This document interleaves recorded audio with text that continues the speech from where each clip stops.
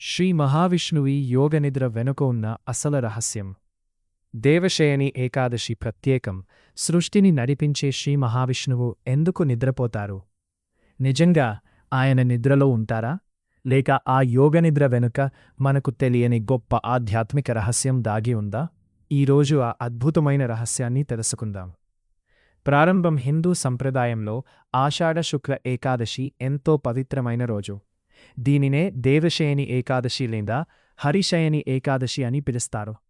ఈ రోజు నుండి శ్రీ మహావిష్ణువు క్షీరసాగరంలో ఆదిశేషునిపై యోగనిద్రలోకి ప్రవేశిస్తారని పురాణాలు చెబుతున్నాయి. ఆ తర్వాత 4 నెలల కాలాన్ని చాతుర్మాస్యం అంటారు. కాని ఇక్కడొక్క ప్రశ్న: సర్వశక్తిమంతుడైన పరమాత్మకు నిద్ర ఎందుకు అవసరం?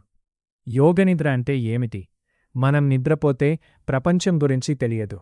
కాని శ్రీ మహావిష్ణువు యోగనిద్ర పూర్తిగా భిన్నమైనది. యోగనిద్ర అంటే చైతన్యంతో కూడిన విశ్రాంతి. ఈ స్థితిలో ఆయన విశ్వలోని ప్రతి జీవిని, ప్రతి సంఘటనను